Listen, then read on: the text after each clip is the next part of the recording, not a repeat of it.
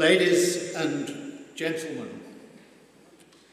the ceremony is about to begin.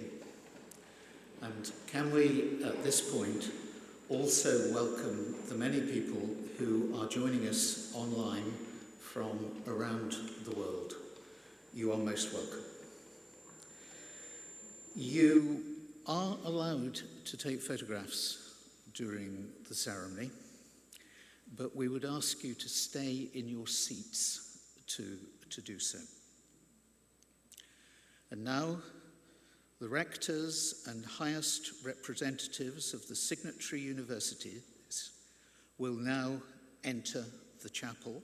They will be followed by the procession comprising the magnificent rector of the Alma Mater Studiorum, the University of Bologna, the Vice-Chancellor and President of King's College London, and the President of the Governing Council of the Magna Charta Observatory.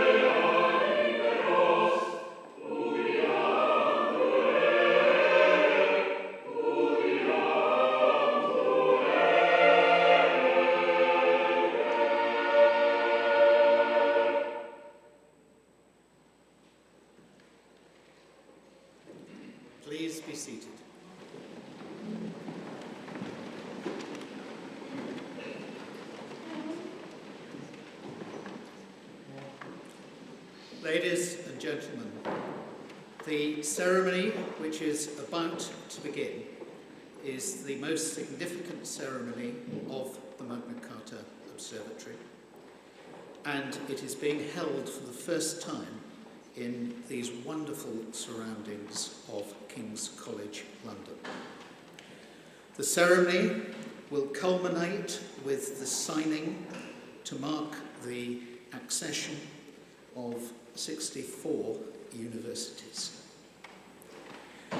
The Magna Charta Universitatum, first signed in 1988 by 388 rectors of universities gathered in Bologna to mark the 9th centenary of the alma mater, reflects the fundamental values of the university tradition and promotes the reinforcement of the links between universities.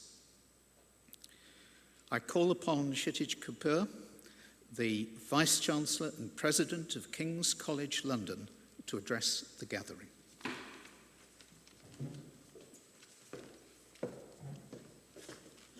Thank you, David, and a very warm welcome to all colleagues and friends, vice-chancellors, rectors, principals, and presidents.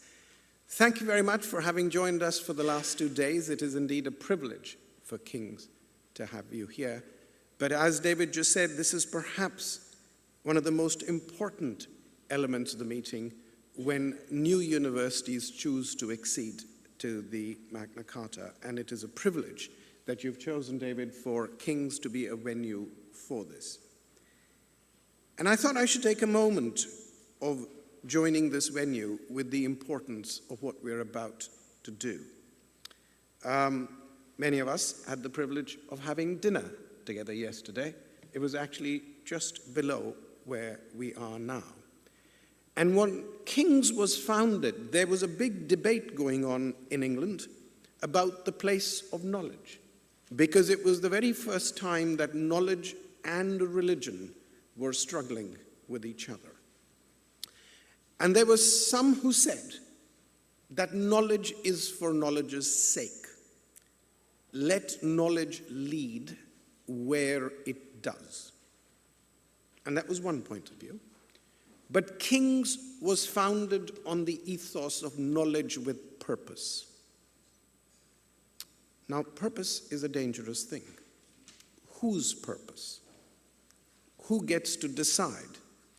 Because there is a sense that perhaps knowledge in some sense is absolute, and maybe there is a rational way of adjudicating knowledge, but purpose is more complex. It is about context, it is about place, it is about values, it is about beliefs. And it was to join those two things that King's was founded, and therefore as you enter this main building, you enter through the statues of what was called holiness and wisdom. And the idea was knowledge with purpose. And the hall below us was the great hall for great professors, for great lectures, for great debates. But perhaps, and I think quite likely, the chapel was put above the great hall to signify that there is a purpose which knowledge must serve. And I think gathering here gives us, in these beautiful surroundings, to actually reflect on the purpose, the values, the beliefs that the Magna Charta tries to serve. As we said at the start, it is a compass. And I think it is to, in many ways, reinforce our commitment to that compass that we gather here. So I welcome you all, and perhaps should leave you with a little anecdote, that when King's started, there were 6 professors, there was 1 principal, and there was 1 dean. Dean at that point in time was the name for the pastoral care. So there was just 8 faculty members of this great university, and each of them had a stall. So if you turn around and look, you'll see there are 8 wooden stalls. And their names are still there. So all the professoriate used to fit there, and all the students used to fit in the benches here. Well, how times have changed. Welcome to you all, and thank you for coming to King's. Thank you to Magna Charta for giving us the privilege of being part of this ceremony. Back to you, David.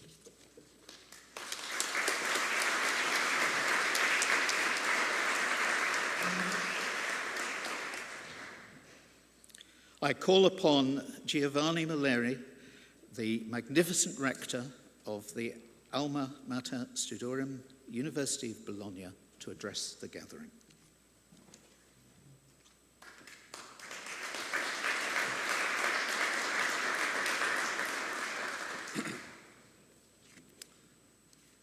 Ladies and gentlemen, esteemed colleague and honored guest, it is with great pleasure and profound sense of responsibility that I stand before you today as a rector of the University of Bologna. I extend my warm welcome to this distinguished gathering. This event marks a significant moment in academic calendar and serves as a testament to the enduring commitment of universities worldwide to the principles and values of the Magna Charta.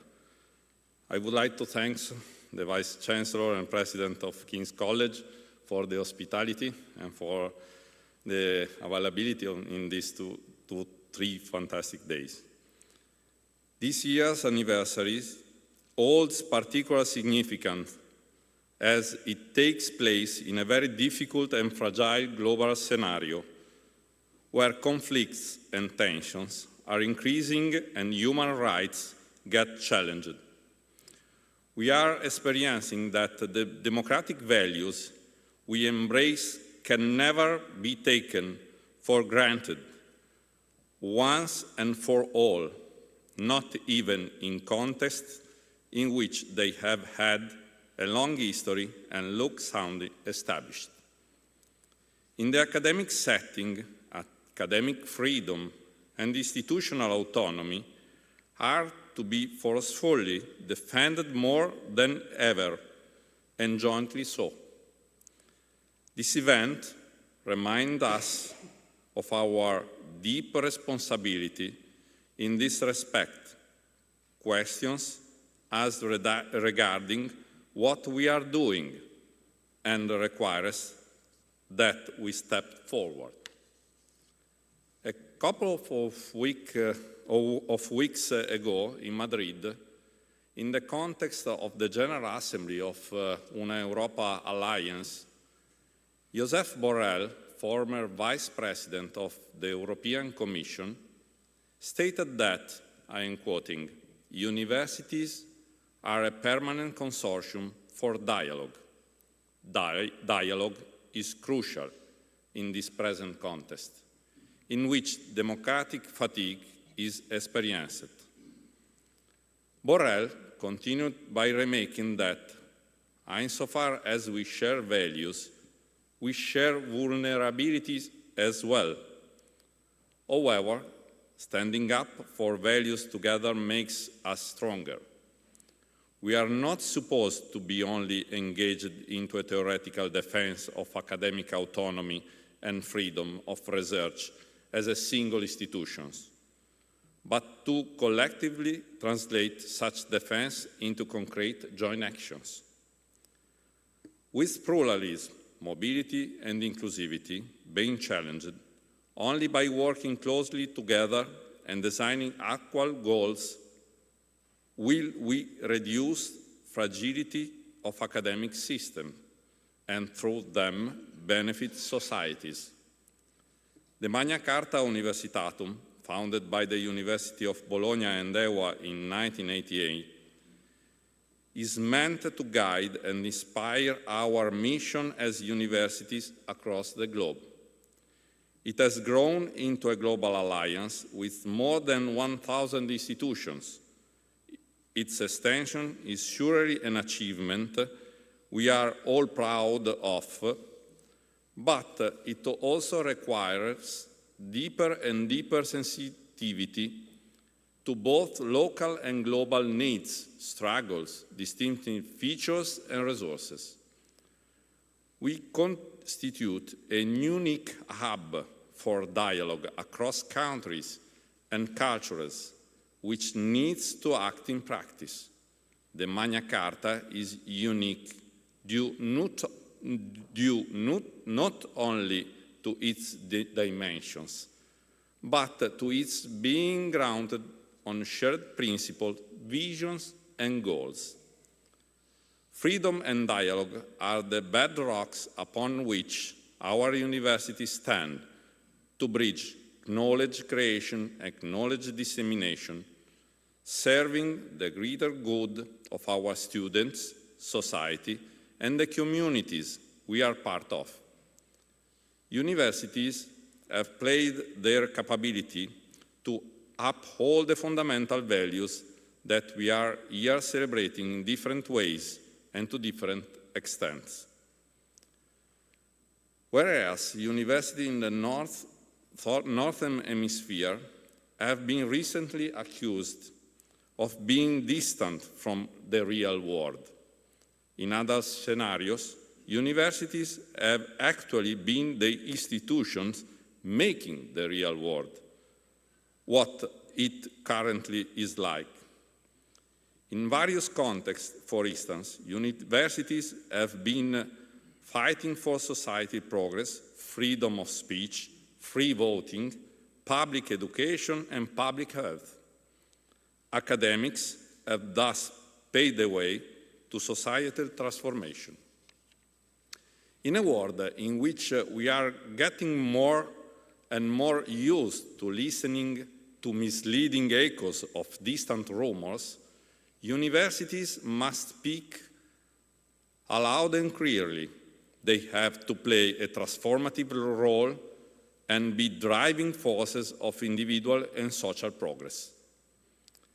As we navigate the present, we must reflect both on the role of each of our academic institutions is playing in shaping the future of our own countries and on the role that the Magna Charta Observatory is supposed to play as a joint institution. We should question how Magna Charta is impacting the troubled and crumbling context we are facing and what prospects we are envisaging and what tentative solutions we are designing. As a single institution, we are already authoritative. We should be committed to make the Magna Charta amplify our voices, make them speak as one, to be heard more and more clearly. May we make our commitment to share values, transcend geographical and political boundaries, building bridges across countries. May our joint reflection be both inspiring and truly impactful as current times require. May we learn to be not only advocates of value, but also alert sentinels capable of understanding facts, foreseeing risk, and affecting trends on academic freedom and autonomy. Thank you very much.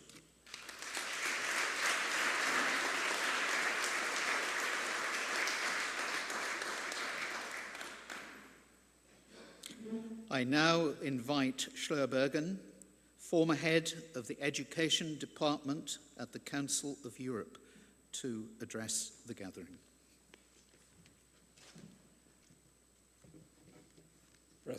Presidents, rectors, ladies and gentlemen, it is an immense honor to address you today in these magnificent surroundings.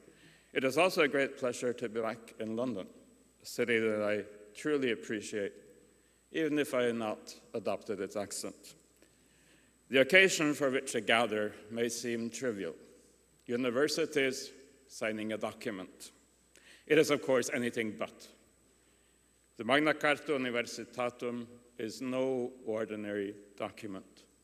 Its name is inspired by one of the key steps on our long march toward democracy. The original Magna Charta was, of course, developed and signed in England in 1215. Its importance, however, is not only English. It is not only European. It is global. The 1988 version of the Magna Charta Universitatum was appropriately adopted and signed by the first 388 rectors at a gathering in Bologna, marking the 9th centenary of our oldest university. The importance of this document, too, is both European and global. It has since been complemented, but not replaced, by another Magna Charta Universitatum, the 2020 version, and the original 388 signatories have been joined by more than 600 others. The 36 universities that signed the Magna Charta Universitatum today therefore join a growing global family of institutions committed to academic freedom and institutional autonomy. Today, the Magna Charta Universitatum passes a milestone, that of 1,000 signatories. The act we witness today is appropriately festive. The situation of academic freedom and institutional autonomy is far less so. There is every reason for universities to rally around the Magna Charta Universitatum. There is also every reason for public authorities and society at large to honor it, to cherish it, and to help put it into practice. Academic freedom and institutional autonomy are, with the other fundamental values of higher education, essential, not only to higher education, but to our societies. Without academic freedom and institutional autonomy, we cannot have high-quality learning, teaching, and research. Without academic freedom and institutional autonomy, we also cannot have a fully functioning democracy. There are few governments and institutions that would not aspire to equality. There should be no fewer governments and institutions that do not aim for democracy. No rector will admit to aspiring for second best. Some governments are, alas, unapologetic about aiming for the worst. When speaking about democracy, I am not speaking only of institutions and laws, of parliaments and constitutions, of the original Magna Charta.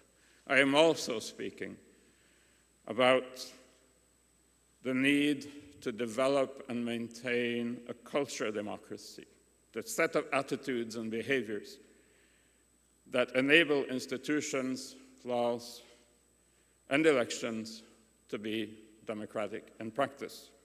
I'm speaking of a set of attitudes and behaviors that welcomes diversity of opinions and cultures as a strength and does not fear diversity. I am speaking of a set of attitudes and behaviors that hold as a self-evident truth that disputes should be settled by the force of argument rather than by a call to arms.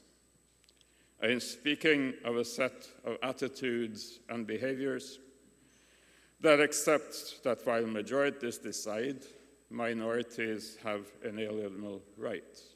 I am speaking of a set of attitudes and behaviors that believes that the greatness of a society is measured by the vitality of its civil society rather than by the size of its army. The Council of Europe, whose education department I had the honor of leading until almost 4 years ago, has long been concerned about the backlash against democracy. Populism, authoritarianism, and nationalism are not only in the streets, but also in parliaments and governments. In some cases, weapons speak more loudly than reason. The outside military attacks on higher education in Ukraine, as well as in Gaza, and the eradication of Armenian higher education in Magna Charta are but 3 examples. In other cases, belligerent rhetoric speaks more to people than does sustained reflection. It seems easier to appeal to people to hate others than to love their neighbors. There are many reasons to be wary of political extremism.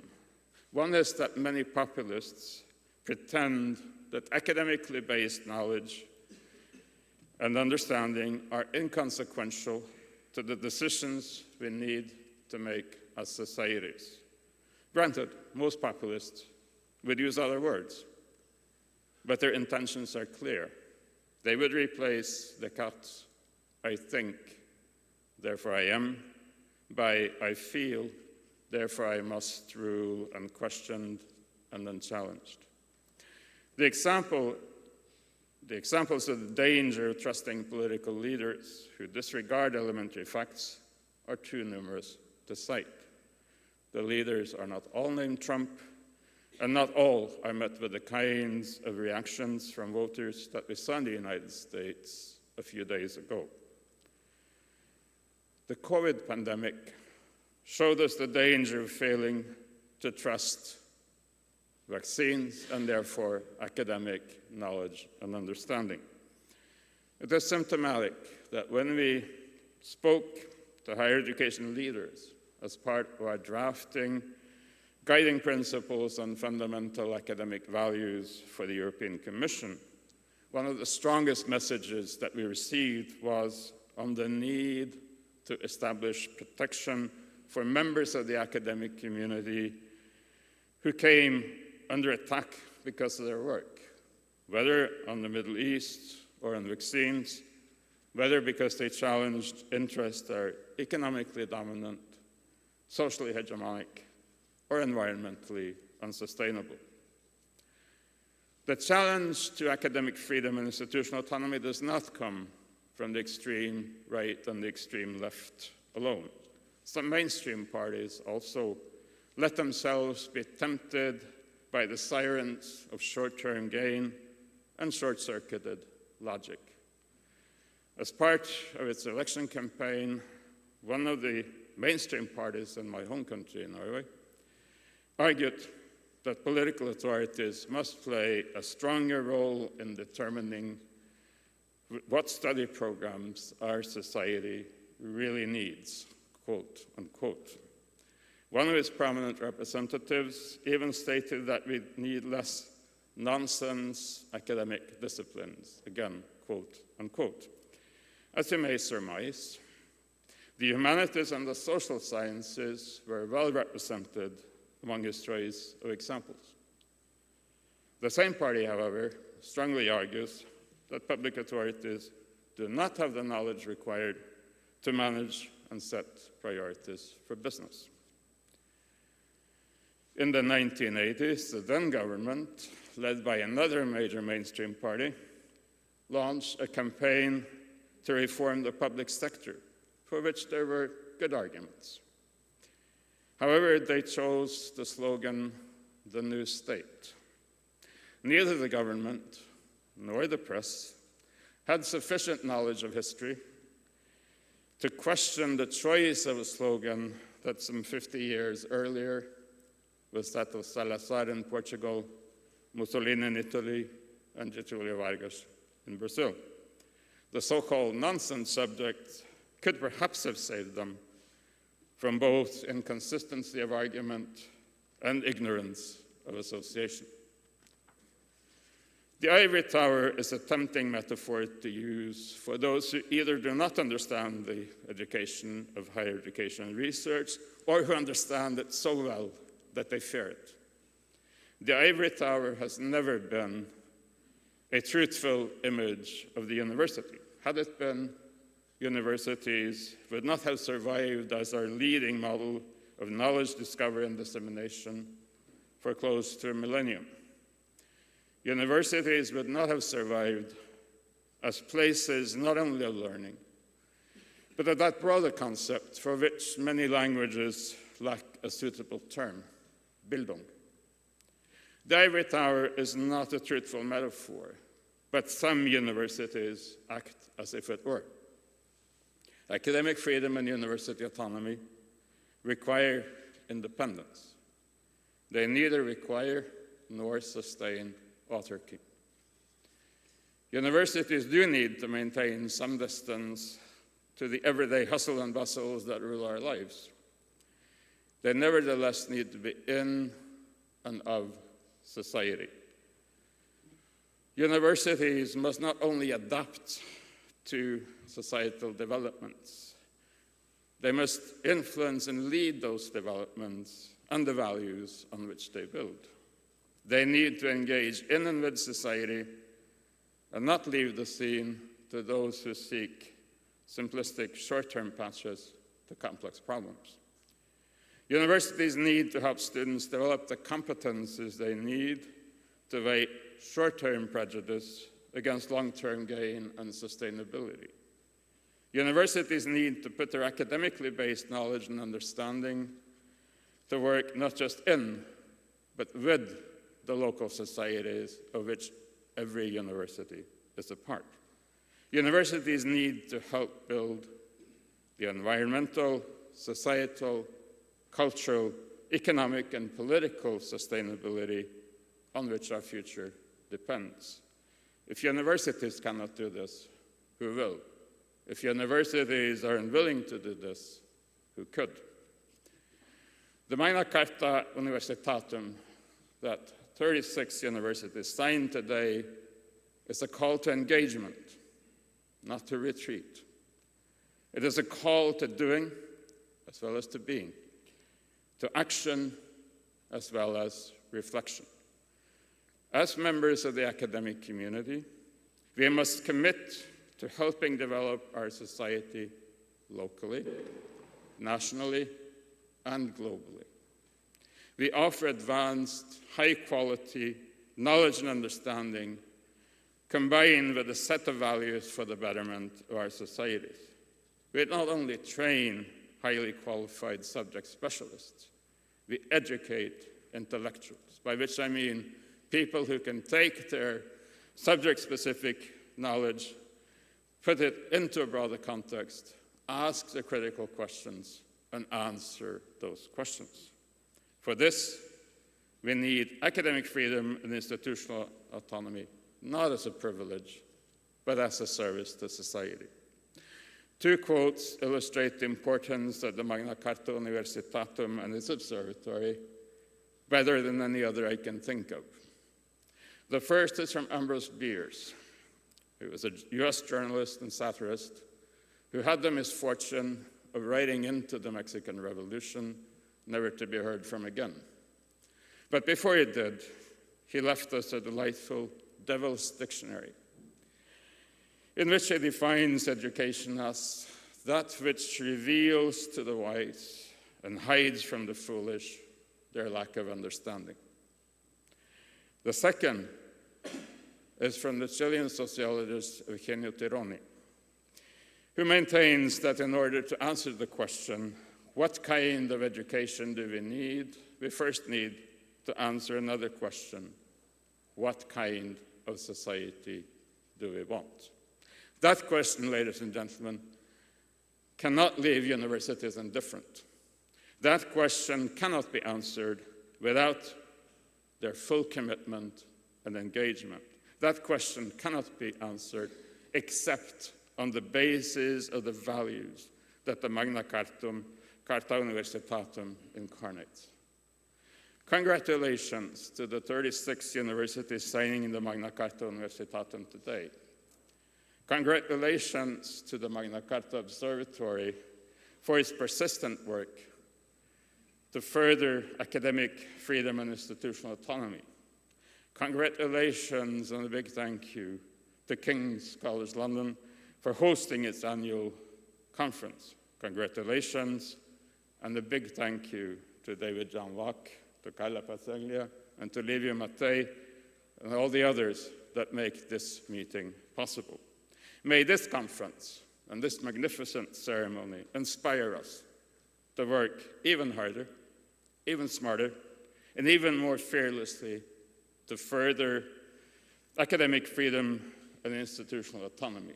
May this ceremony inspire us to make the Magna Charta Universitatum a set of living values. Thank you very much.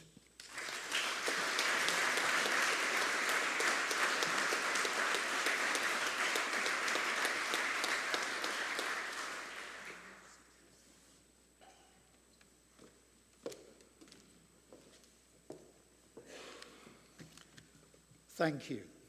Thank you very much, sir. We have reached the point in our ceremony when the Magna Charta Universitatum will be signed. The Vice-Chancellor and President of King's College London, the magnificent Rector of the Alma Mater Studiorum, University of Bologna, and the President of the Governing Council of the Magna Carta Observatory will welcome the new signatories of the Magna Carta Universitatum, who I will now invite to come to sign. The Mediterranean University of Albania, Murdoch University, Fachhochschule Gesellschaft, Konstantin Prodavsky University of Schumann, University of Bohemia in Siest,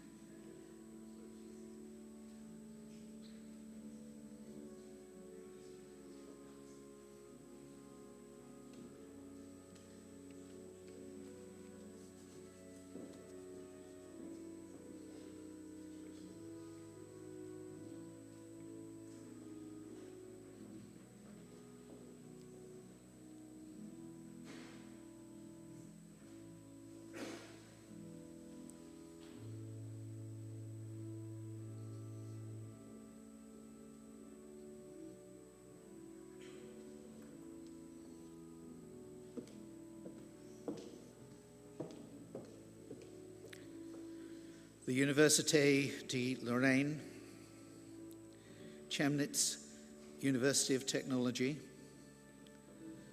the University of the Aegean, Adamas University of West Bengal, and the University for Foreigners of Siena.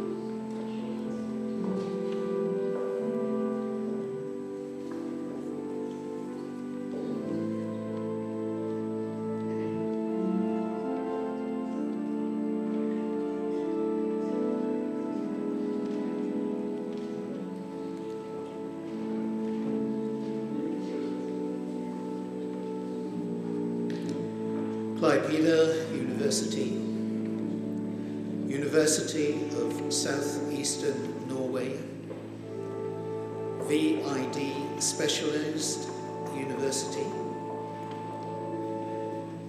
Jan Kanowski University of Schleswig,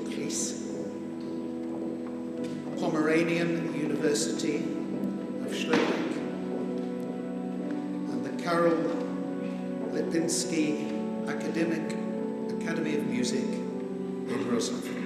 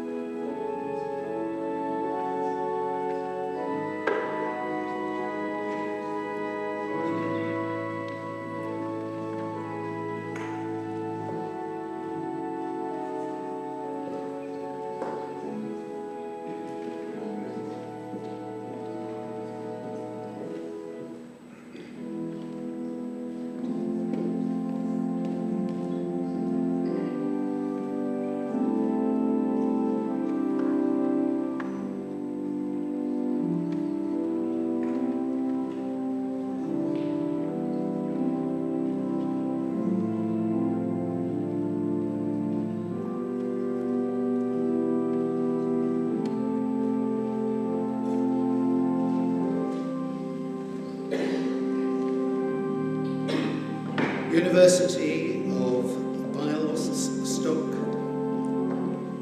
the University of Rzeszów, the University of Southeast, ISK University Institute of Lisbon, Josefina University, and Durban University of Technology.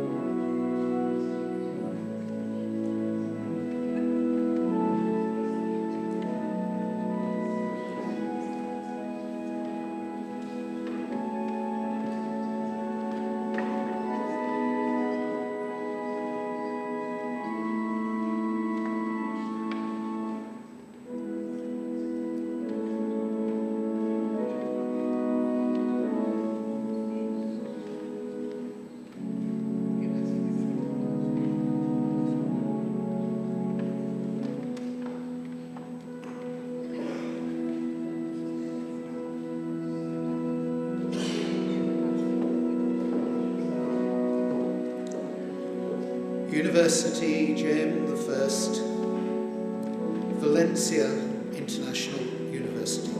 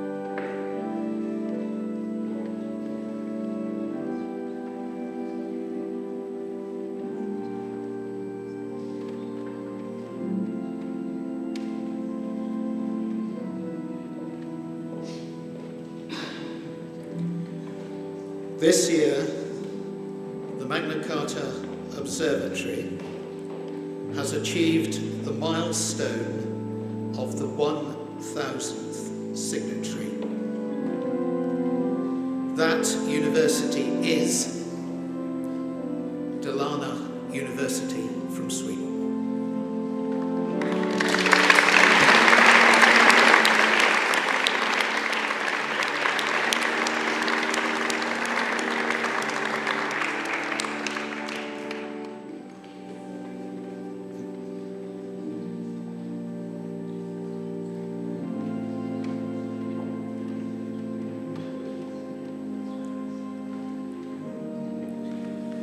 The Swedish Defence University, University of Borås, University della Svizzera, Italiana, and Eszek University.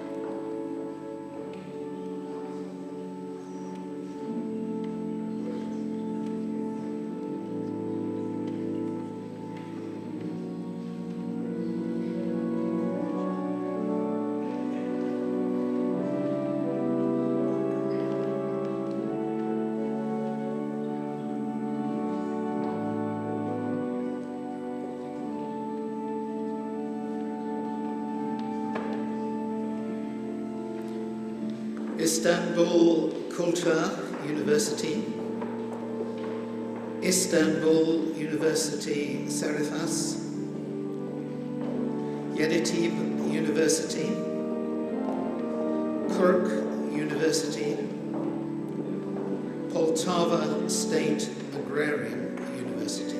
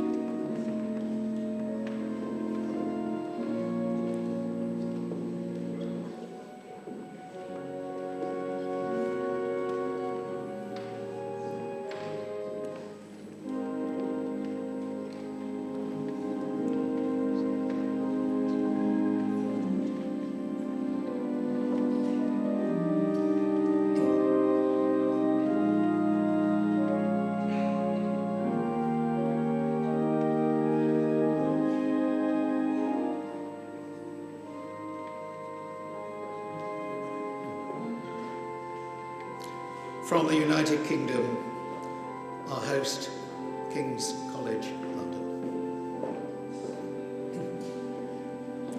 University of Stirling.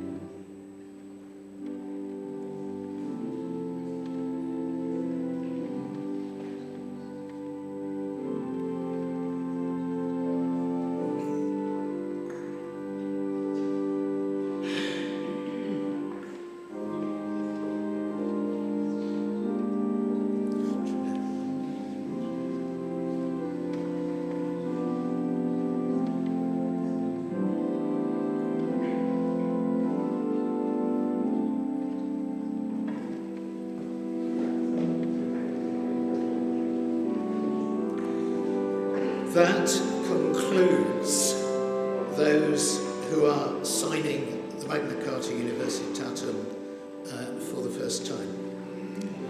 The following universities, probably during COVID times, have signed the Magna Charta Universitatum virtually, remotely, and they now appear to sign it in person. The University of Andorra, the American International University of Bangladesh, the University of Toronto, the University of Waterloo, the University of the Faroe Islands.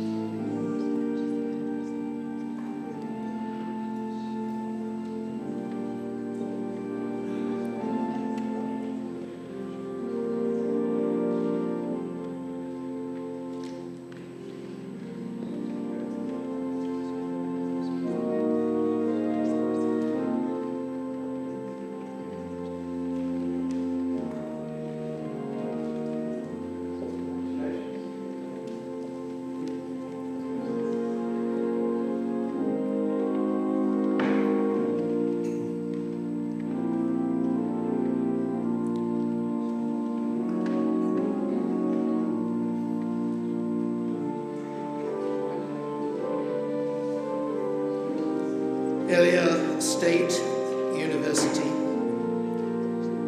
Humboldt University Berlin, Aristotle University of Thessalonica, National University of Public Service to Ludwika University of Public Service,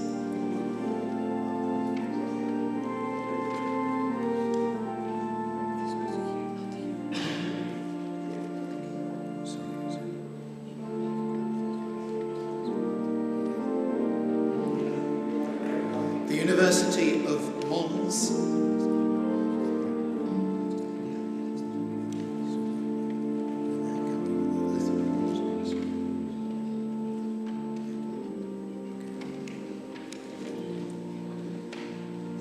the Lithuanian University of Health Science, the University of Malta, the University of Stavanger, Krakow University of Economics, Warsaw University of Technology, the National University of Science and Technology, Technology, Polytechnica Bucharest, and Ternava University of Trnava.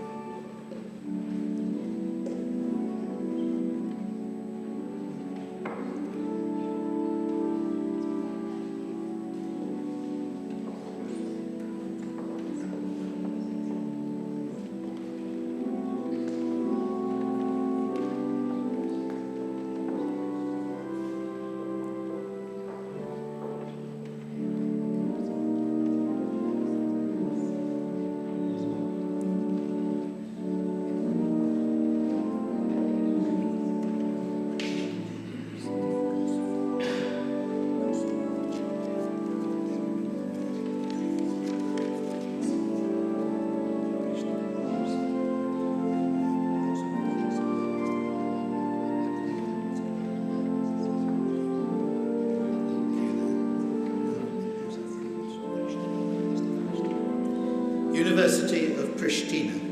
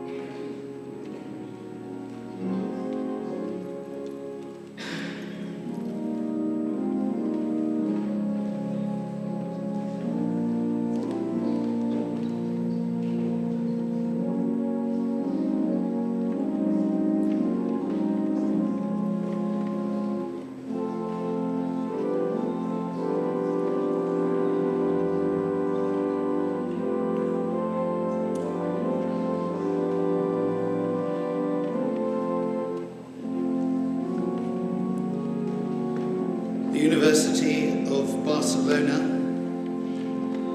Christian Sade University, Lund University, University of Gothenburg, Verge University of Amsterdam, and Calahorra University.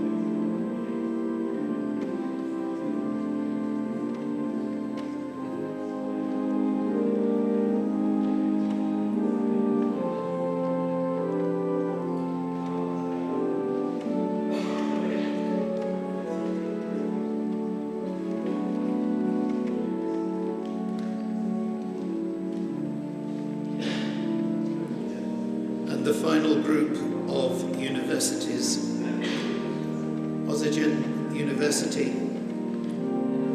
the National University, Yuri Konradliu, Moldova Polytechnic, and the University of Aberdeen. University of Aberdeen.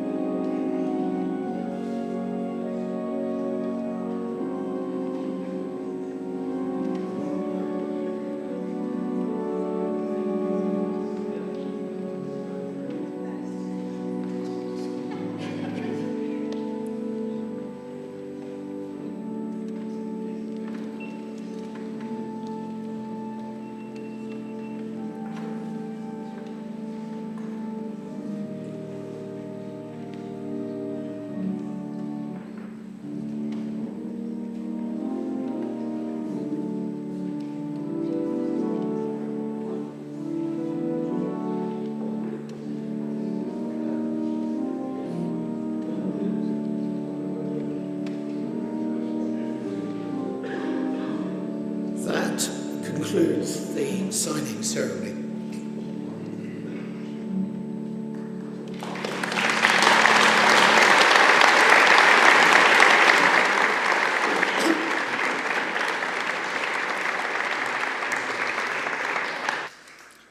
I now invite Andrew Deeks, the Vice-Chancellor and President of Murdoch University, Australia, to address the gathering on behalf of the new signatories.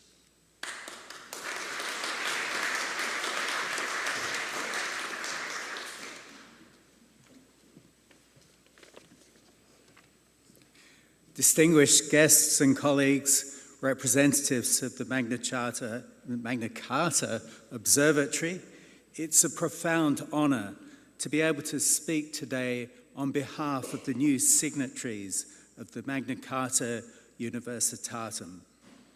On behalf of Murdoch University and the 35 institutions joining for the first time, as well as those reaffirming their commitment, I extend our deepest gratitude to the Observatory for welcoming us into this global community of universities. We thank the conveners, the guardians of this tradition, and all those that have sustained the Magna Carta since 1988. Your stewardship has ensured that the values of academic freedom, institutional autonomy, and the responsibility to society remain at the heart of higher education worldwide. For Murdoch University and for all of us signing here today, the decision to sign the Magna Carta was not taken lightly. It reflects a conscious commitment to align our institutional identity with principles that transcend borders, cultures, and political contexts. We sign because we believe universities must be more than transmitters of knowledge. They must be stewards of truth, places where ideas can be contested freely, and engines of innovation to serve humanity. In a time when higher education faces pressures from economic, technological, and geopolitical forces, the Magna Carta reminds us of our enduring responsibilities to safeguard academic freedom as the cornerstone of discovery, to uphold autonomy as a condition for integrity, and to serve society not just through skills and research, but through wisdom and ethical leadership. The Magna Carta is not simply a document, it's a living covenant. Its 2020 edition recognises the challenging landscape of our world, the digital transformation of education, the urgency of sustainability, and the need for universities to act as global citizens. By signing, we're affirming that universities must embrace diversity and inclusion as strengths, collaborate across borders to address global challenges, and model governance that is transparent, accountable, and future-orientated. This is why the Magna Carta matters more today than ever. It's both an anchor and a compass, anchoring us in timeless values while guiding us towards new responsibilities. On behalf of the new signatories, I wish to thank the Magna Carta Observatory for its vision and dedication. You created a space where universities can come together not only to declare shared principles, but to learn from one another, to challenge one another, and to inspire one another. We also thank our colleagues from institutions that signed the original Magna Carta in 1988. Your example has paved the way for us, and your decision to reaffirm through the 2020 edition shows that these principles are not static. They evolve, deepen, and remain relevant across generations. As we add our names today, we do so with humility and with resolve. We know that signing is not the end of a process, but the beginning of a responsibility. Together, as universities across continents and traditions, we pledge to uphold the values of the Magna Carta in our teaching, our research, and our service to society. We pledge to defend academic freedom wherever it is threatened, to nurture autonomy wherever it's challenged, and to act with integrity whenever tested. May the ceremony remind us that while universities are diverse in mission and in context, we're united in purpose. And may the Magna Carta continue to be a beacon for higher education in a world that needs wisdom, courage, and collaboration more than ever before. Thank you once again.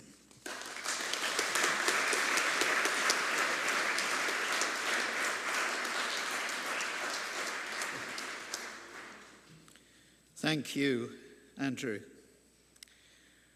The choir will now come forward and will sing Us Justi, the mouth of the righteous. It's a sacred motet composed by Anton Bruckner in 1879. The words are from verses 30 and 31 of Psalm 37 and verse 20 of Psalm 89. Amen.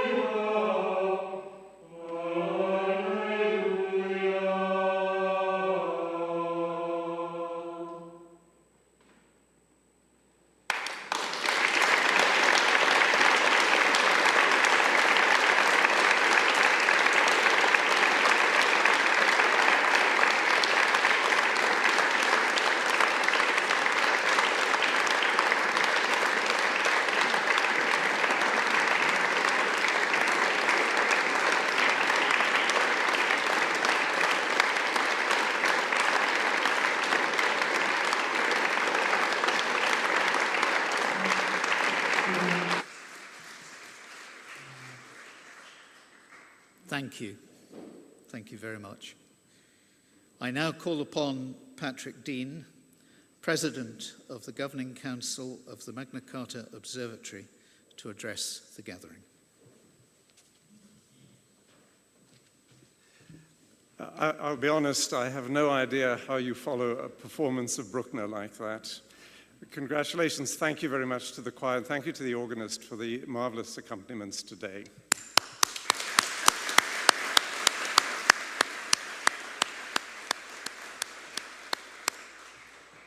Scherbergen, in his opening address today, asked the simple question, what is significant about universities lining up to sign a document?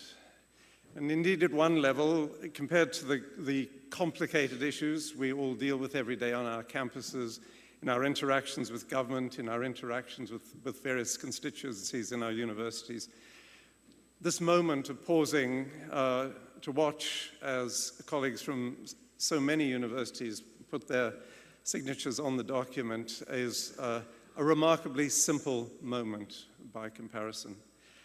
I would say that is why it is so important.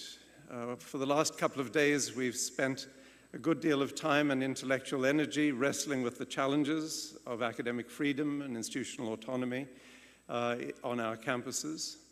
And I think we've had to reckon with the rather dark picture of what seems to lie ahead, but is certainly prevailing at the moment.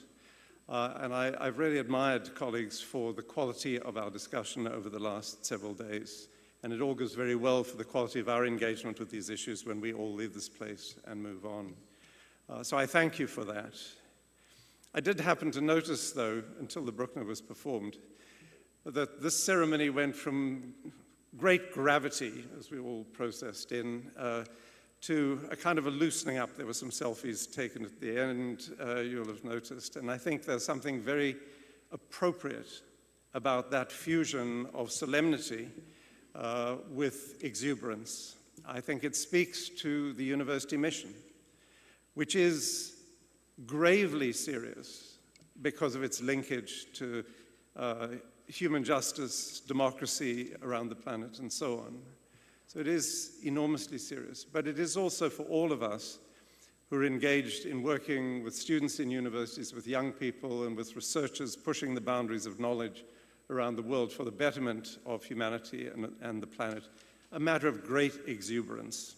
So while we're very solemn here today, and it is an important and solemn occasion, I invite you all to celebrate outrageously once we leave this room.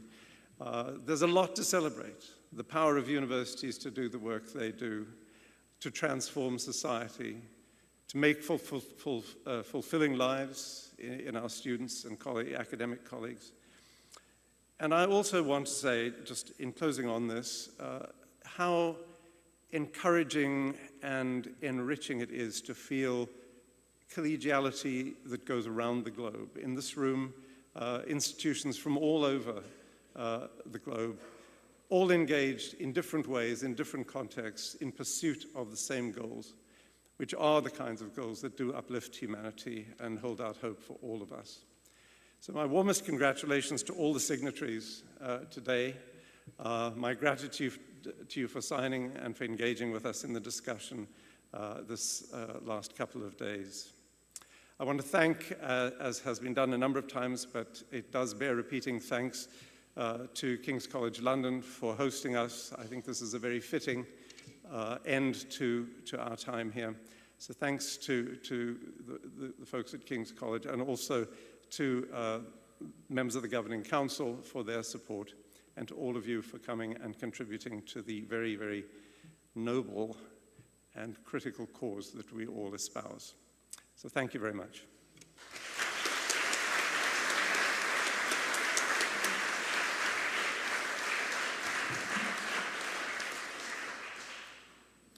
Ladies and gentlemen, the ceremony has now ended.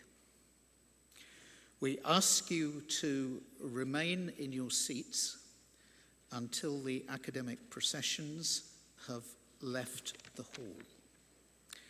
The procession, first procession led by Magnificent Rector of Bologna and the President of the Governing Council, and the procession of all of our signatories will follow on behind. But let us just pause a minute as our choir comes forward again, as they will be singing during the recession a piece called Sing, My Child by Sarah Cortell.